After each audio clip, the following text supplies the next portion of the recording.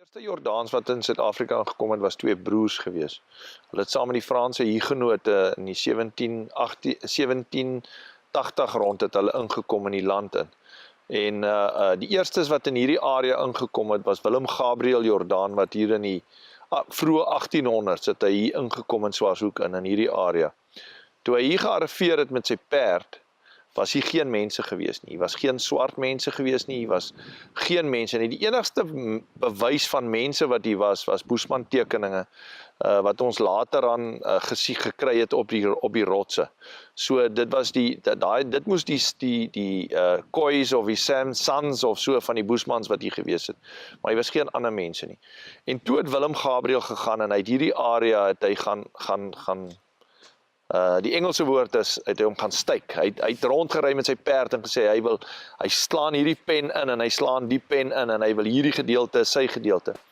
En op daai stadium, so ver soos wat ons kan die geskiedenis agterkom het hy omtrent 200.000 hektaar wat hy geclaim het in hierdie area. En hy het 'n groot familie gehad. Hy het 13 kinders gehad. En hierdie kinders het hy hierdie grond verdeel onder die kinders. En so het die een generasie na die ander generasie het die grond verdeel. En die plaas het al kleiner en kleiner geword. Maar tot vandag toe bestaan hierdie gedeelte nog steeds as die Swarthoek. Want dit was nie net die seuns wat grond gekry het nie, maar ook die dogters het grond gekry. En omdat van die dogters grond gekry het hulle naderhand Swaards gewees. So daar was naderhand Botas en daar was Koemans gewees en daar was Erasmusse gewees.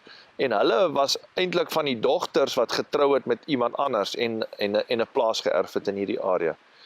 Toe hulle hier gekom het in daai jare, was hierdie gedeelte vol wild gewees. Hier was ongelooflik baie wild. Daar's geskiedenis van buffels in hierdie area, olifante was hier gewees, rooi hartebeeste, 'n hele klompie zebras en natuurlik 'n klomp springbokke en leeu's en luiperds gewees. Maar hulle was skaapboere gewees, skaap- en beesboere. En omdat hulle inkomste gekry het uit skaap- en beesboerdery, het hulle natuurlik, wat die wild was vir hulle niks werd gewees nie. En op daai stadium het hulle die wild geskiet. Hulle het net die wild gejag en geskiet en van hulle ontslaag geraak. Ek dink spesifiek aan die vaalribbok. Jy weet, in die Swarthoek gedeelte is daar dele wat baie hoog is, wat gaan tot 7000 voet toe op die berge, op die pieke van die berge. En in hierdie area, sê hulle, was daar baie vaalribbokke gewees. En die boere wat goeie skuts was, het die vaalribbokke uitgeskiet, want die ou mense het geglo dat die vaalribbokke maak die rooi ribbokke dood.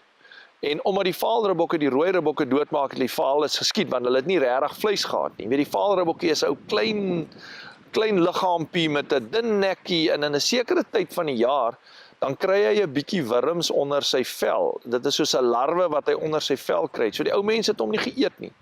Maar die rooi ribbok was natuurlik fantastiese kos gewees en fantastiese vleis gewees. Dit was een van hulle beste goede was die rooi ribbokke gewees. So toe skiet hulle die vaal is dood. Maar om terug te kom na die leeu's en die luiperds toe.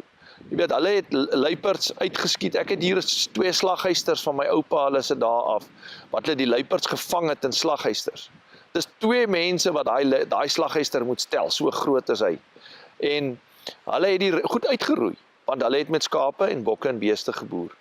So het die geskiedenis aangegaan, en ek is die 5de generasie op die grond. Dit het nou maar van die een generasie na die ander generasie gegaan. Van die boere of van die seuns wou nie boer nie of het opgetrek Botawil toe. Ek weet daar's 'n Paul Jordaan in Botawil wat daar bly, van my pa se neefs. Hy het nou weer sy grond verkoop aan 'n ander neef en so het die grond nou maar weer van hande verwissel. Maar omdat die wild geen waarde gehad het nie, het hulle uitgeskiet.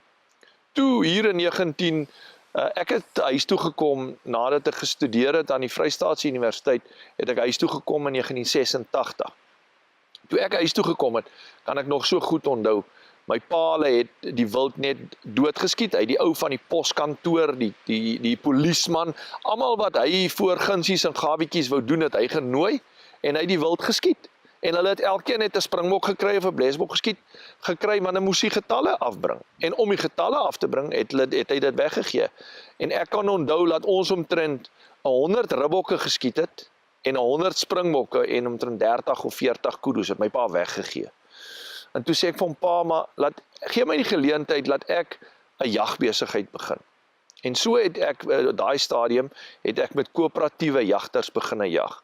So ons het die jagbesigheid gestig in 1986, en ek het koöperatiewe jagters gekry, wat hulle kliënte gebring het, en dan het hulle kliënte hiernatoe gebring, en vir 'n naweek het ons kom jag, en ons het gesorg dat hulle reg is, en dat hulle alles het wat hulle tevrede het, en so het ons besigheid uitgebrei met Suid-Afrikaanse biltongjagters, maar net koöperatief. Ons het so 4 koöperatiewe groepe gekry in 'n jaar, en dan het ons geskiet so tussen 200 en 300 bokke. So toe die bokke bietjie begin 'n waarde kry. En soos wat ek 'n bietjie geld gemaak het my pa vir my gesê, Boetie, ons gaan nie hierdie geld terugsit in die skape en die beeste nie. My pa was 'n groot skaapman, 'n merino man. Hy was voorsitter gewees van die merino's toeteelers vir baie jare gewees, en dit was sy passie, dit was sy lewe, was merino skape gewees, en ek het groot geword in die merino's toeteling. Ons het geskou, ons het oralster die hele land vol gery, ons het na veilings toe gevat, en dit was vir my ook fantasties lekker gewees om met die merino's te werk, maar my liefde was natuurlik by die wild gewees.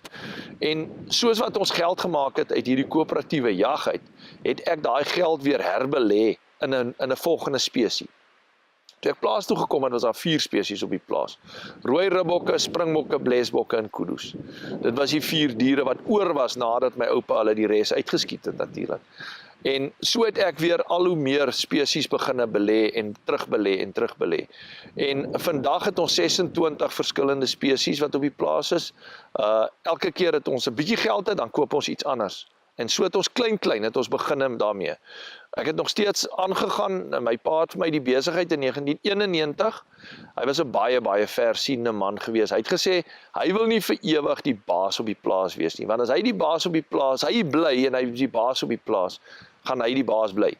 So, hy het in 91 het ek en Karen getroud, en toe het hulle besluit, hulle gaan trek na 'n ander stuk grond toe, en hulle gaan daar gaan bly, en hulle gaan vir ons die geleentheid gee om hierdie grond te hanteer en te bestuur tot die beste van ons vermoë toe. So 91 het ek self begine boer, toe het ons nog steeds met merino's geboer, ek het skoue toe gegaan, en ek het deel gewees van die veilingssisteem, en op daai stadium in die merino bedryf, was daar 'n nuwe mode gewees. En die nuwe mode was gewees om te gaan vir veld aangepaste ramme.